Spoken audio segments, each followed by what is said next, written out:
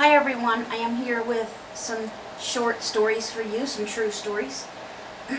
These are usually told by hospice nurses about their patients, but some are told by others in the families. Amazing stories of life after death, true accounts of angelic afterlife, and divine encounters. I'm going to try to read a few in this one video for you. Thank you. This one, the Bible verse before it, they all have Bible verses before them or some kind of saying. And this one is Psalm 28:1, which says, "Unto you do I cry, O Lord, my rock. Be not deaf and silent to me, lest if you be silent to me, I become like those going down to the pit, the grave." And this one is called Fiery Pit.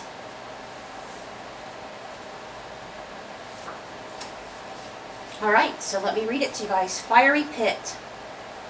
Friday, October 28th, 2005, is a day Matt Marion will never forget.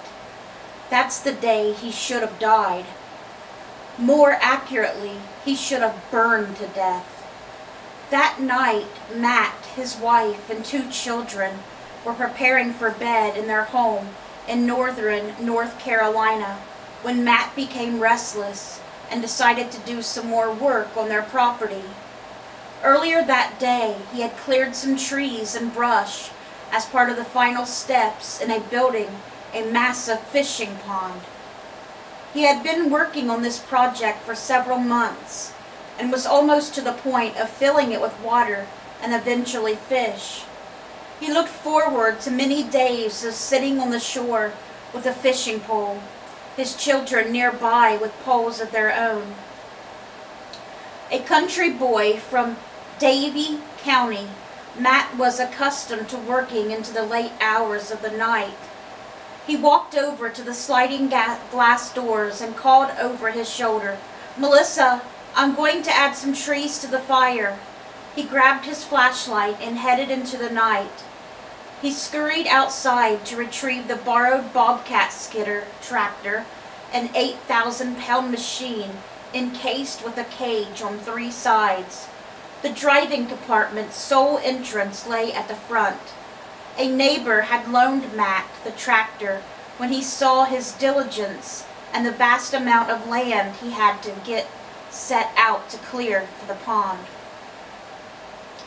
Athletic and a top competitor in every sport he tried, Matt took great pride in completing any project he started. He hoped building this pond, despite it being a much longer task than he had anticipated, would prove to be a rewarding task. Matt hoisted himself into the entrance in the front of the Bobcat, sat on the leather seat, and swiveled himself into position. He reached up to pull the safety bar down over his lap and turned the key into the on position. The motor purred as Matt pulled the tractor up the hill to gather his first load of logs and brush. With the skill of an expert, he slid the bucket into the pile and lifted up his first scoop of the night. He maneuvered the Bobcat toward the fire, a huge pit 6 feet deep, 10 feet long, and 20 feet wide.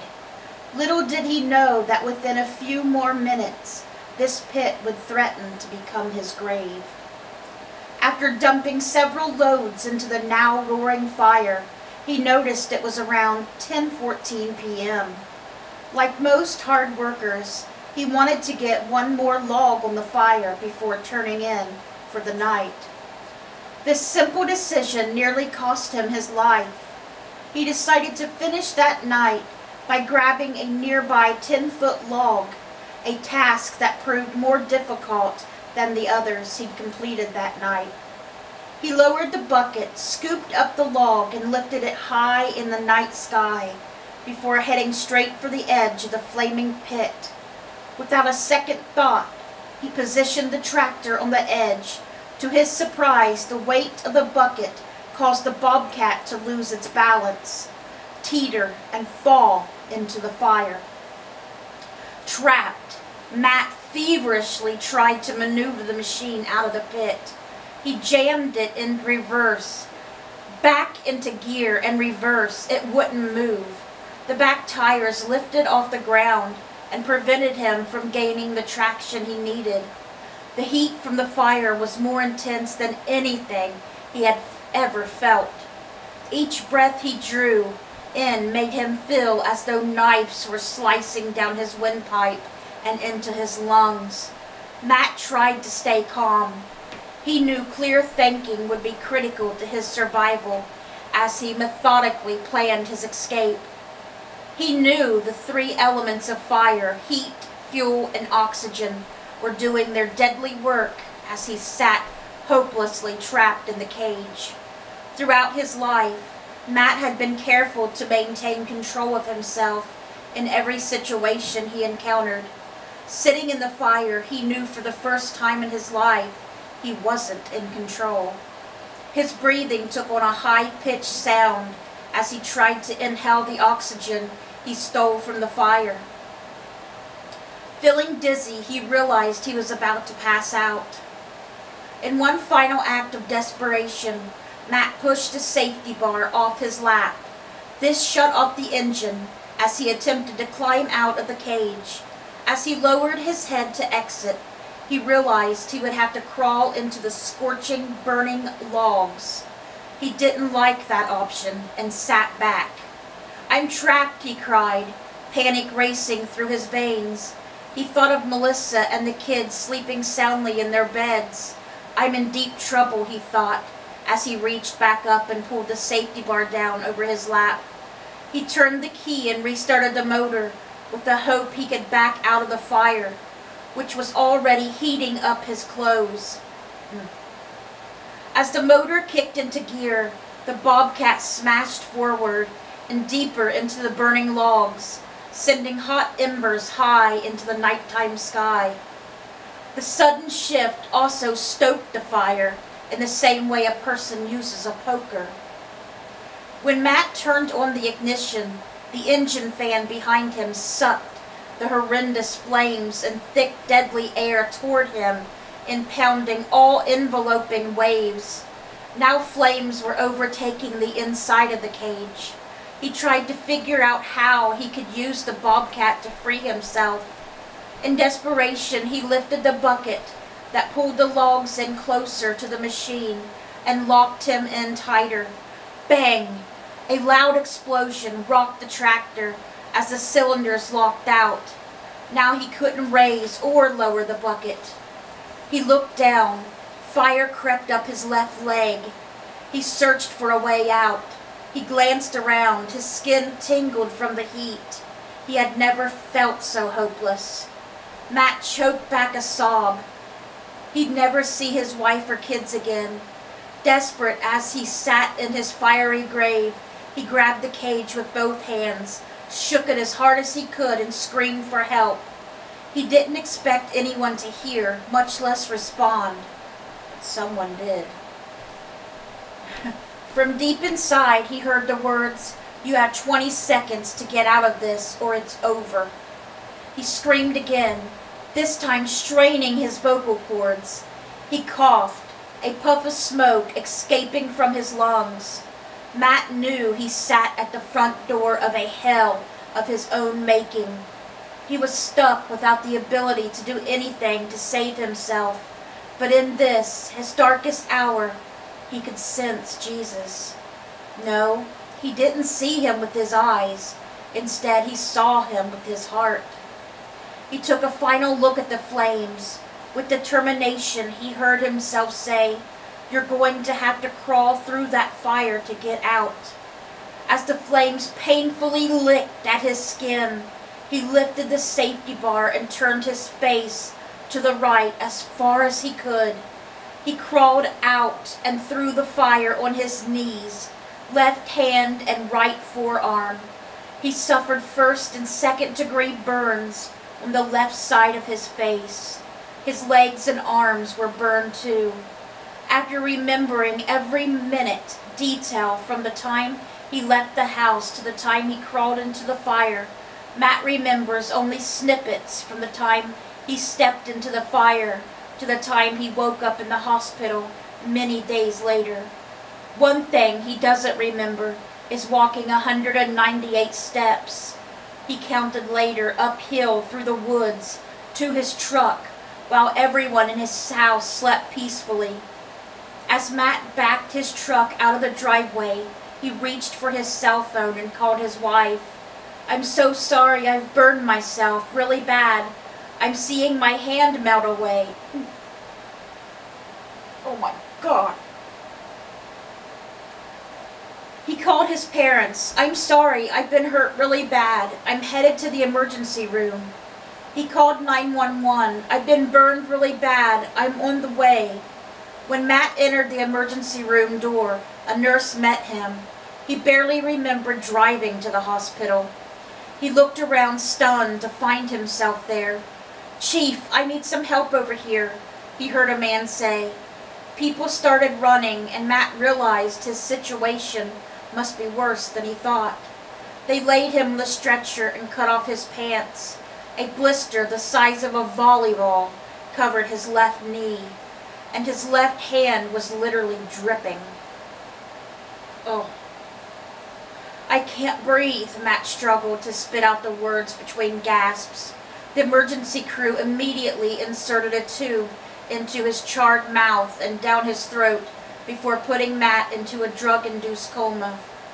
Had to intubate him.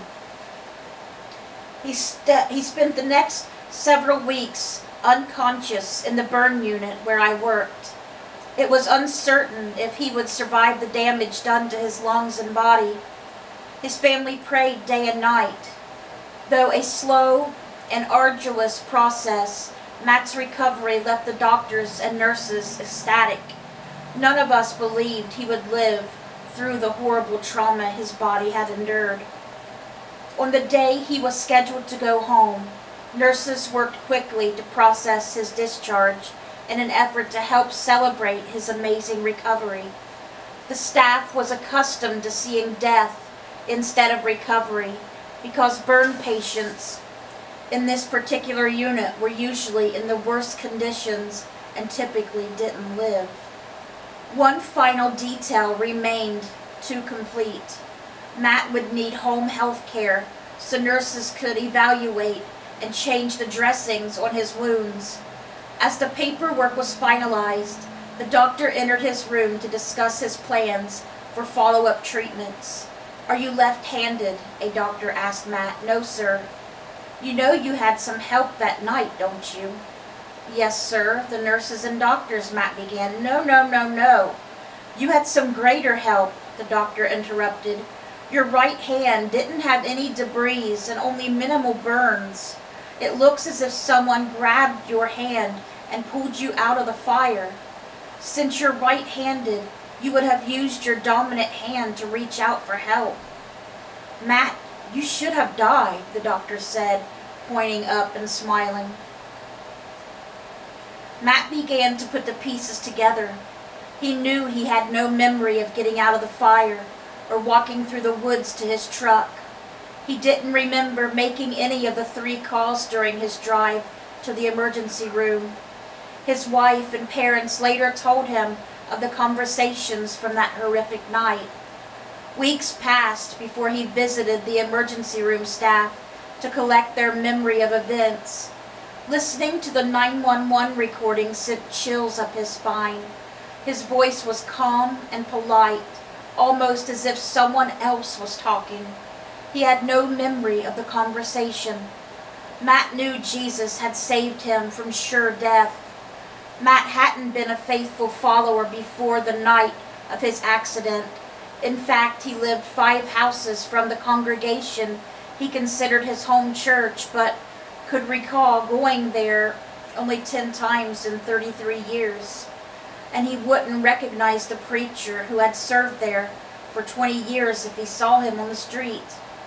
About 3 weeks after Matt had been admitted to the unit, I hurried by the nurse's station, intending to catch up on my hourly documentation, when the secretary interrupted my thoughts.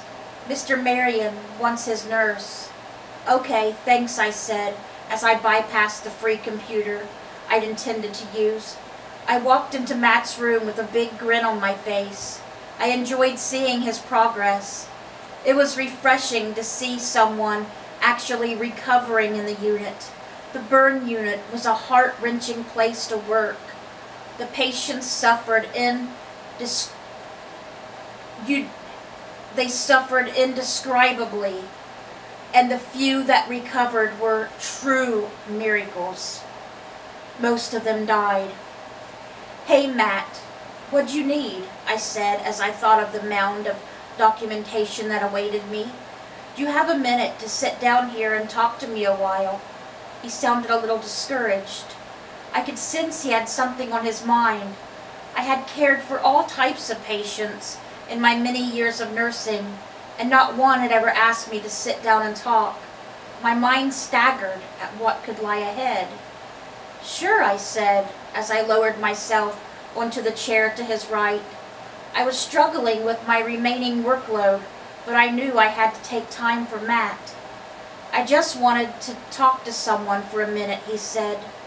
Sure, I enjoy talking with you. What's on your mind? I crossed my hands in my lap in anticipation of what he might say. He told me the story of meeting his wife and how he loved being outdoors and playing sports. You know, the scars that will be on my body don't bother me as much as the scars that will be on my legs. I love wearing my shorts. All I could do was listen. I had no answers. Finally, I said, Matt, you are blessed to be alive. God watched over you. Then I ventured a question. Do you go to church? Yeah, I go to church. I don't live like I should. I need to do better, he said. Are you saved, Matt? I explored further. Yeah, I'm a Christian, but I need to do more for God. We talked for a few more minutes as I marveled at the wonder of the man before me. I had cared for Matt off and on for several weeks and was doubtful that he would ever go home. Today he sat in a recliner, a sweet smile on his face. His positive attitude always brightened our day. Instead, God is there when we need him. Jesus says he will never leave or forsake us. Hebrews 13:5. He says his sheep hear his voice and follow him. John 10:27. In the darkest moments of his life, Matt's traumatic situation led him straight to his Savior. Deep in his heart on that dreadful night, he heard God's voice. He warned Matt he had only seconds to figure out a way to get free from his fiery grave, and he sent him an angel to pull him out. There is none like him. Amen. There surely is not. Crap, I dropped my pop. There surely is not. Good thing it wasn't opened. Sure? See what he's doing. Alright guys, I'm going to stop there with that story because that was a long one. So I don't think I'm going to get any more in there with this one. 18. 18. Well, I don't know how long this one is. The next one's pretty long too, so I don't want to try to add it on because I'll run out of time. So I hope you guys enjoyed that story. I really enjoyed that one. That was a good one. Yeah, you heard it too? Mm-hmm. And I enjoyed sharing it with you guys. Good night, guys.